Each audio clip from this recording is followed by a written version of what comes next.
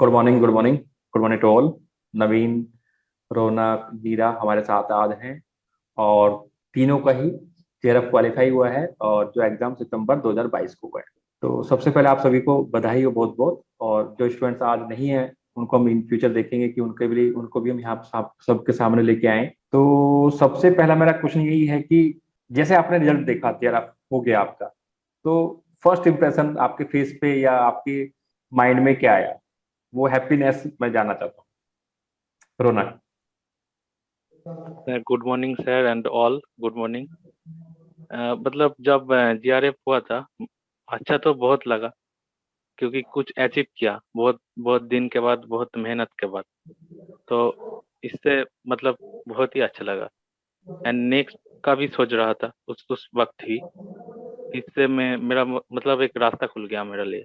तो thank you sir, मतलब आपको तो थैंक यू ही। बहुत मेहनत कराई, मोटिवेट किया all time.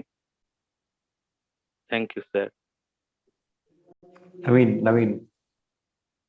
Yes sir. Sir जब रिजल्ट देखा तो काफ़ी अच्छा लगा, मतलब बहुत ही ज़्यादा। और जिस टाइम रिजल्ट आया था उसके जस्ट 1-2 मिनट बाद जैसे मैं वेबसाइट पे गया तो अपडेट दिख गया। तो मतलब जब थोड़ा और ज़्यादा अच्छा लगा मुझे कि मतलब जैसे रिजल्ट आया उसके बाद ही अचानक से पता नहीं वेबसाइट विजिट करी। 2-3 दिन से तो वेट ज़्यादा कर रहे थे। बस एक थोड़ा ये भी अजीब सा लगा कि रिजल्ट ज़्यादा ही डिले कर दिया इन्होंने, इसलिए थोड़ा वेट करना पड़ेगा पीएचडी के लिए। बाकी अच्छा काफ़ी लगा। ये भी खुशी हुई कि एक स्टेप थोड़ा आगे बढ़े अभी, जैसे पिछली बार भी नहीं हुआ था उस हिसाब से काफ़ी अच्छा लगा सर। नीरा। यस सर, मुझे भी बहुत अच्छा लगा सर। और सबसे पहले तो मैं आपको बहुत बहुत बहुत ज़्यादा वाला धन्यवाद देना चाहती हूँ क्योंकि मेरा रिजल्ट मुझे ऐसा लगता है कि मतलब आपकी वजह से ही पॉसिबल हुआ है करके। हमेशा से ही यही रहा और मतलब मैं जब आपको जॉइन की ना, उसके बाद से ही सोचती रही कि मेरा तो हो ही जाएगा, मतलब हमेशा से जिद रहा है कि हो जाएगा। वो जिद मैं पूरी कर ली ना, तो ऐसा लगता है कि मेरे मतलब लाइफ में जितने भी प्रॉब्लम्स थे ना, सब सॉल्व हो गए हैं। एकदम मतलब पॉजिटिव एनर्जी आ गई है लगता है। और कोई कुछ बोलते भी नहीं है ना, सबकी मतलब इम्प्रेशन भी मेरे लिए बहुत अच्छा है। तो मतलब इतनी खुशी है ना कि बहुत ज़्यादा सर। रौनक, जैसे आपने बोला कि बड़ा खुशी मिला मुझे जब रिजल्ट आया, तो मैं यहाँ पे आपसे एक ही बात पूछूंगा कि जितना मुझे आइडिया है कि लास्ट टाइम आप तैयारी को स्किप करना चाह रहे थे, एक बार को ना ऐसा लग रहा था कि छोड़ने वाले थे। हाँ, मतलब लास्ट टाइम जब मैं खुद पढ़ रहा था, मेरा रेगुलर नहीं हो पाता था।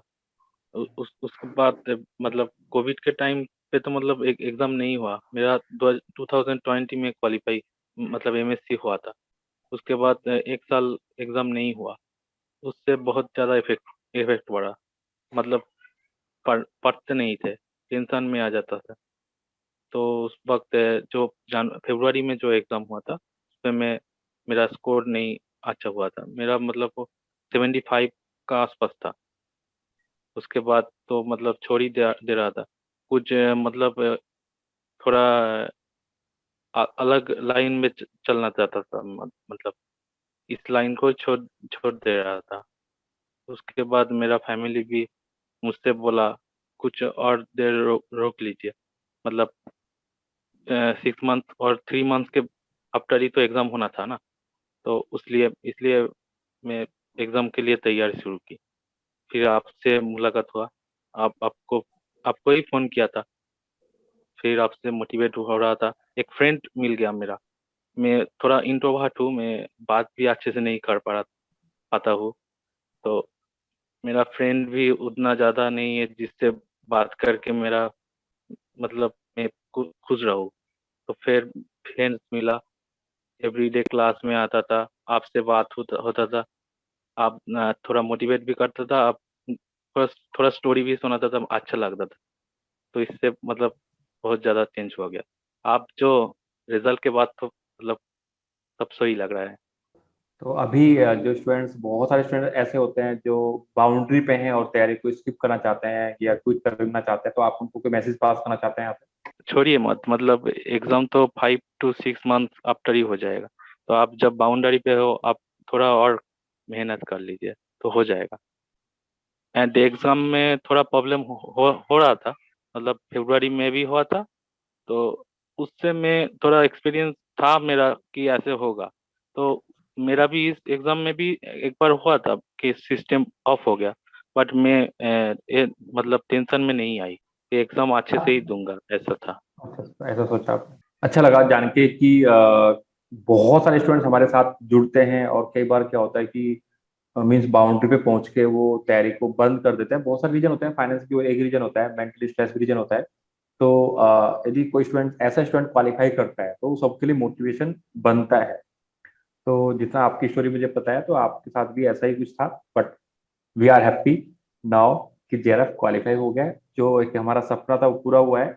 लाइफ में जर्नी चलती रहेगी, स्टेप्स आगे भी हैं, डिफिकल्ट भी है, अगली जर्नी पीएचडी की है।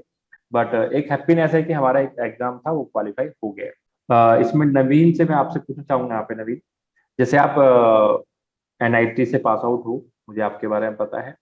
तो जनरली क्या होता है कि जब आप व्हाट्सएप ग्रुप पर भी लिखते हो तो सबको पता है कि एनआईटी से पास आउट है। तो जब रिजल्ट लास्ट टाइम अच्छा नहीं आया था तो होता नहीं कि हमारे पास, मतलब एक नॉर्मल यूनिवर्सिटी से पास आउट स्टूडेंट और एक एनआईटी आईआईटी से पास आउट स्टूडेंट, तो एक सबका नजरिया रहता है कि इनका तो जल्दी हो जाएगा, जल्दी हो जाना चाहिए। तो आपको भी अपने आप से उम्मीदें होंगी बहुत ज्यादा, और आपकी फैमिली से भी, फैमिली को भी आपसे ज्यादा उम्मीदें होंगी। तो लास्ट टाइम जब स्कोर अच्छा नहीं आया था तो आपने अपने आप को कैसे मैनेज किया और अपने माइंड को कैसे सेट किया? सर जब लास्ट टाइम स्कोर अच्छा नहीं आया था ना, तो 10-15 दिन, क्या लगभग 1 महीना तो ऐसे ही चले गया था। जैसे आप भी कह रहे थे कि आगे के लिए पढ़ना स्टार्ट करो, मूव ऑन करो, मतलब इस टाइप से। तो फिर भी ये था कि नॉलेज तो अच्छी थी, मतलब पिछली बार भी, ये नहीं कि इस बार कुछ ज्यादा एक्स्ट्रा ऑर्डिनरी कर दिया पढ़ाई के हिसाब से। नॉलेज अच्छी थी, एक तो वो सिस्टम वगैरह की खराबी की वजह से। ठीक है। और जैसे धीरे धीरे हम पढ़ते जाते हैं, जितना बार रिवीजन होगा तो चीजें इंप्रूव भी होती थी। बस मेरा एक मेन मोटिव ये था कि नॉलेज तो है, इस बार नहीं हुआ तो अगली बार हो सकता है। मतलब ये था कि हो ही जाएगा एक दिन, तो जैसे आप भी कहते थे कि जब मेहनत करते रहो रिजल्ट आ ही जाएगा। ये था सर। और बाकी जैसे आपने एनआईटी की बात की, वहाँ पे टीचर वगैरह काफ़ी अच्छे थे, वो सपोर्ट करते रहते थे। जैसे रिजल्ट के बाद में फ़ोन कर देता था अपने फैकल्टी वगैरह को, या जो पीएचडी स्टूडेंट थे वहाँ पे, वो कहते थे कि मतलब पढ़ते रहो, कंसेप्ट क्लियर अगर हो गए तो एग्ज़ाम भी हो जाएगा आराम से। ये था बस, सपोर्ट मतलब काफ़ी अच्छा था। मतलब कैसे आप मोटिवेट रहे? सर थोड़ा तो ये था कि जैसे फरवरी में गेट हो गया था क्वालिफाई, तो हम्म। उसके बेस पे जून में कुछ इंटरव्यू भर देते, मतलब एक्सपीरियंस लेने के लिए भी, चलो देखते हैं ट्राई करके। तो आईआईटीज में तो शॉर्ट लिस्ट होनी था जब गेट की रैंक पे, कुछ एनआईटी में दिया था इंटरव्यू। बस ये था थोड़ा, उस टाइम से हल्का फुल्का इंटरव्यू के लिए पढ़ना शुरू कर दिया था।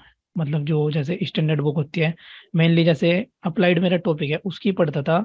बाकी तो स्टैंडर्ड बुक मैंने पढ़ी नहीं, स्पेशली नेट के लिए जो नोट्स वगैरह बना रखे थे लेक्चर देख के, वही फॉलो किया था मेनली तो सर।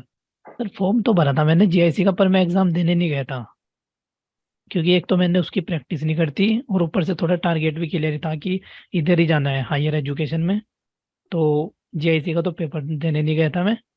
ये था सर कि अगर उसमें लग जाऊंगा जीआईसी एग्जाम के लिए तो फिर नेट का नहीं पड़े जाना। तो फिर उसे स्किप करके अपना नेट के लिए, जैसे आपसे बात हुई थी, आप कह रहे थे कि एक ही टारगेट रखो तो ज़्यादा सही है। ये था मेनली तो सर। नहीं, यदि हम डे बाय डे की बात करते हैं तो हर एक फील्ड में कंपटीशन बहुत ज्यादा है। हमें लगता है कि यहाँ पे ज्यादा है, हर हर एक फील्ड में कंपटीशन है। Yes sir. दूर से हमें लगता है कि हम स्विच कर जाते हैं वहां पे जाके हमें आसानी से चीजें मिल जाएंगी, बट ऐसा नहीं है। हर एक फील्ड में कंपटीशन बहुत ज्यादा है आज के टाइम। मैं तो सर यही कहना चाहता हूँ, जैसे हम इस वाली फील्ड में बीएससी एमएससी कर ली, हमारे लिए नेट का एग्जाम ही थोड़ा इजी है। अगर हम दूसरी फील्ड में स्विच करेंगे तो हमें बिल्कुल बेसिक से पढ़ना पड़ेगा कोई भी चीज़। और यहाँ पे जो बीएससी फर्स्ट ईयर से पढ़ते आ रहे हैं, मतलब आएगा तो वही, बस उसे कंसेप्ट को काफ़ी ज़्यादा क्लियर करना पड़ता है। आप मैं तो यही असिस्टेंट कहते हो प्रोफेसर, कि एक बार असिस्टेंट जो नोट्स असिस्टेंट। बना लिए वो लंबे हम्म। टाइम तक वही चलेंगे आपके। तो ये बाकी तो ऐड ऑन लॉजिक है हो ना, जाएंगे। ये तो यस सर। लॉजिक है ना। आपका कल को गवर्नमेंट सिलेक्शन हो जाता है, कहीं पे भी रौनक का गवर्नमेंट में सिलेक्शन हो जाता है, तो आप ये सब चीजें पढ़ाने वाले हो ना बार बार वहीं पे। Yes sir. तो ये तो आपके लिए लाइफ टाइम ही रहा ना। जो हाँ नोट्स जी सर। आपके बन गए, जो भी आपने यहाँ पे नॉलेज गेन किया है, ये आपके साथ लाइफ टाइम रहने वाला है। Yes sir. नीरज, जैसे आपका अभी फोर्थ सेम में ही आपका जेआरएफ हो गया है, तो आपको कैसा लग रहा है? और यहाँ पे अपना एक्सपीरियंस नए स्टूडेंट्स के लिए बोल रहे हैं कि जो एमएससी के साथ साथ वो तैयारी कर सकते हैं, और तो कैसे तैयारी कर सकते हैं, अपने माइंड को कैसे सेट करें? मैं तो यही बोलना चाहूंगी सर कि आप जहाँ पर से भी है ना, अपने गोल मतलब बना लिया है कि मैं ये करना चाहती हूँ या करना चाहता हूँ, तो आप जहाँ पर से हो ना, आपने एमएससी कंप्लीट नहीं किया है। आप अभी अभी बीएससी में ही है, आप सेकेंड ईयर में ही है। मैंने मतलब अपना, मैं गांव एरिया से ही बिलोंग करती हूँ, तो मुझे ज्यादा कोई उतना बताने वाले नहीं थे कि मुझे क्या करना चाहिए। तो मैं जब 12th से निकली ना, तो मैं जब कॉलेज करते करते ना, मैं नेट में सर्च किया करती थी कि मुझे आगे क्या करना चाहिए, मैं बीएससी के बाद क्या कर सकती हूँ। मतलब मोबाइल का ही पूरा यूज करना सीखी कि मैं आगे क्या करूँ, ये सब चीजें। फिर मुझे मतलब मैं बीएससी सेकेंड ईयर में ही थी ना, तो मुझे नेट के बारे में मतलब हमेशा से तो था कि मैं एक टीचर बनना चाहती हूँ, पर ना कॉलेज लेवल में टीचर बनते कैसे हैं। तो मैं जब बीएससी सेकेंड ईयर में थी ना, तो नेट का सिलेबस देखी, तभी लगा कि ये तो पूरा बीएससी का ही सिलेबस है। मैं कैसे नहीं कर सकती हूँ, ये तो कर ही सकती हूँ, ऐसा लगा। मतलब मुझे उसी टाइम ही आ गया था कि मैं तो कर सकती हूँ। उसके बाद जब बीएससी में फाइनल ईयर में आई ना, तो भी मैं वैसे ही पढ़ी, और जो चीजें मुझे लगा कि ये मेरे आगे फ्यूचर में यूज होने वाला है, तो वो सब चीजें मैं टिक करके रख देती थी उसको। उसके बाद जैसे ही मैं बीएससी पास आउट करने के बाद एमएससी गई ना, जब मैं फर्स्ट सेमेस्टर में थी, तो मैंने मतलब सोच लिया कि मुझे ना मतलब नेट की तैयारी करना अब शुरू करना है, क्योंकि मैं ना यही सोची थी कि मुझे 2 साल में एमएससी और नेट निकालना ही है। मतलब और यही था कि बस निकालना है, तो मैं चलता गया कि कुछ तो मुझे करना है। और जब मैं बीएससी के बाद जब स्टार्ट की एमएससी में ना, फर्स्ट सेमेस्टर में थी, तब मैं आपको नहीं जानती थी। तो उस टाइम मैं सेल्फ स्टडी करती थी, मतलब ऐसे ही। और एक मैम थी आकांक्षा करके, जो मतलब उसी टाइम ना मतलब उनका जेआरएफ हुआ था, तो मैम से मैं मिली और पूछी कि मैम आपने कैसे पढ़ा। तो वो मुझे बताई कि मतलब आपके कॉन्सेप्ट मुझे अच्छे लगे कि आप अभी से पढ़ना चाहते हैं। तो फिर मैं उनसे थोड़ा सा मोटिवेट भी हुई, और मतलब धीरे धीरे मैं कभी माइंड में अपना ये नहीं लाई कि मैं नहीं कर सकती। मतलब हमेशा से यही रहा कि मैं 100% दूंगी ना, तो कर लूंगी। घर में भी मतलब मैं गांव से हूं ना, तो मुझे काफी काम भी करने पड़ते थे, फिर भी कभी मैं मतलब नहीं बोलती थी कि मेरा नहीं होगा। मैं इतने सारा मतलब काफी लोग बोलते थे मुझे कि तुम गांव में रह के क्या ये कर सकती हो, मतलब इतना सारा काम करती हो, एक हाउस वाइफ की तरह तो तुम्हारा काम हो जाता है। तो मैंने वो यही कहा कि काम तो अपने जगह है ना, क्या हम 24 घंटा बाहर में भी रहते हैं तो 24 घंटा पढ़ते हैं क्या? मेरा सवाल मतलब यही रहता था उनके साथ, कि आप क्या दिल्ली जाकर पढ़ोगे तो क्या आप 24 घंटा बुक में ही भिड़े रहोगे क्या? मतलब हमेशा वही बोलती थी मैं। और बैकअप के लिए मैं यही सोचती थी कि मैं तो अच्छा खासा पढ़ा लूंगी ना, तो लोगों को कम से कम मोटिवेट करूंगी और अच्छा पढ़ाती रहूंगी, अगर मैं आगे कुछ नहीं करूंगी। और फिर मैं 100% देते गई, पढ़ते गई। फिर अभी जब मेरा फरवरी का एग्जाम हुआ, जब मैं दिलाई थी 16 फरवरी में 2022 में, तो उस टाइम मैं बिना पढ़े ही रियल एनालिसिस और लेने को ही ऐसे ही उसे बस को ना, बस 2 ही सब्जेक्ट के मैंने पीवाई के सॉल्व किए थे, और 2 ही सब्जेक्ट पढ़ के पेपर दिला ली। और मुझे, मैं उस टाइम पेपर दिलाने गई ना, तो मैं ये सोच के भी गई थी कि मेरा ना मतलब इस बार तो नेट नहीं होगा। मतलब पहले से ही सोच के गई थी ना, मुझे तो एक्सपीरियंस लेना है कि हॉल में कैसा फील होता है, बस यही था मेरे माइंड में। और मैं नवीन को बोली भी कि मैं इस बार तैयारी करके जाऊंगी ना, तो पता रहेगा ना मुझे एग्जाम हॉल में कैसा होता है। तो मैं इसलिए एग्जाम दिलाने गई, जब फरवरी में एग्जाम दिलाने गई, तो मेरा 32 आया। उस टाइम बहुत कम था, फिर भी मैं डिमोटिवेट नहीं हुई, क्योंकि मैं पढ़ी ही नहीं थी। मुझे लगता था कि मैंने तो तैयारी करके ही नहीं गया है। और जब मैं बिना पढ़े 32 ले आई हूँ, तो पढ़ने के बाद क्या 100 लाना पॉसिबल नहीं है, ये आया और माइंड से। मतलब उस रिजल्ट से मैं मोटिवेट हुई, तो डिमोटिवेट नहीं हुई। अब इसके बाद से मैं जब शुरू की, तो फरवरी के बाद ही से आपको फॉलो करना शुरू की। और आपको फॉलो करना शुरू की तो थोड़ा एंजॉय से पढ़ने लगी, और क्योंकि आप बहुत मोटिवेट करते थे सर, काफी रियल चीजें मतलब कनेक्ट करना सीखी अपनी लाइफ से। मतलब आपने बताया कि रियल लाइफ में ऐसा होता है करके, तो उन चीजों को मैं खुद से कनेक्ट करती थी। मैं ये बोलना चाहूंगी एमएससी में जो है अभी, और जो बीएससी से है, मतलब कभी ये मत सोचना कि मेरे पास इतना नॉलेज नहीं है। मैंने भी एकदम जीरो लेवल से शुरू किया है। मतलब मुझे कुछ नहीं आता था पहले, मतलब सेट का डेफिनेशन भी नहीं आता था कि होता क्या है। मतलब मैं हिंदी मीडियम से भी हूँ, तो इंग्लिश में कुछ नहीं पता था सर मुझे कि ये होता क्या है, मतलब पूरे हिंदी में पता थे। पर जैसे जैसे मैं इस फील्ड में आते गई ना, तो मैं जीरो लेवल से जो चीजें मुझे नहीं समझ में आते थे, मुझे जहां से भी मिली मैं ढूंढती थी, चाहे वो गूगल से हो, यूट्यूब से हो, जहां से भी। पूरा मतलब बस ढूंढने का काम करती थी, क्योंकि मेरे मन में मैं कुछ डाउट नहीं रखना चाहती थी। मैं नोट्स भी बनाती थी ना, नोट्स में भी मेरा इतना सारा कुछ कुछ वेस्टेज चीजें देखने को मिलेंगे, जो चीजें इंसान को पता होती है। क्योंकि मुझे वो चीजें नहीं पता थी ना, तो मैं तुरंत यूट्यूब में सर्च करती थी और उसको लिख देती थी वहीं पर कि हाँ इसका मतलब तो ये होता है। अब जब से आपकी कोचिंग ज्वाइन की ना, उसके बाद से मैं मोबाइल का सहारा लेना तो छोड़ दी, कि ग्रुप में इतने अच्छे अच्छे स्टूडेंट्स थे, कि मैं जब भी मुझे डाउट आता था ना तो मैं पर्सनली मैसेज कर देती थी। बहुत सारे आपके ग्रुप में ही हैं जिनसे मैं पूछा करती थी। आशीष सर है जैसे कि, और उन लोगों से भी मैं आशीष सर से भी पर्सनली भी पूछ देती थी यदि मुझे कुछ नहीं समझ आता था, चाहे वो रात को 2 ही बजे क्यों ना हो, मैं मैसेज ड्रॉप कर देती थी, जब आपको टाइम मिलेगा दे देना करके। तो मैं यही बोलना चाहती हूँ कि जहां पर से आप हो ना वहीं पर से ना स्टार्ट कर लो। आप कितना जानते हो क्या नहीं जानते हो इस पर फोकस कभी मत करो। आप एक बार शुरू करोगे ना तो अपना 100% दोगे तो मैं ये मानती हूँ कि ना आपका रिजल्ट बहुत बहुत बहुत ज्यादा बेस्ट आने वाला है। आपके साथ एक स्पेशल पॉइंट ये है कि आप अभी एमएससी जस्ट कंप्लीट कर रहे हो, तो जो आपके सराउंडिंग स्टूडेंट्स हैं उनका क्या रिएक्शन है इस बात पे?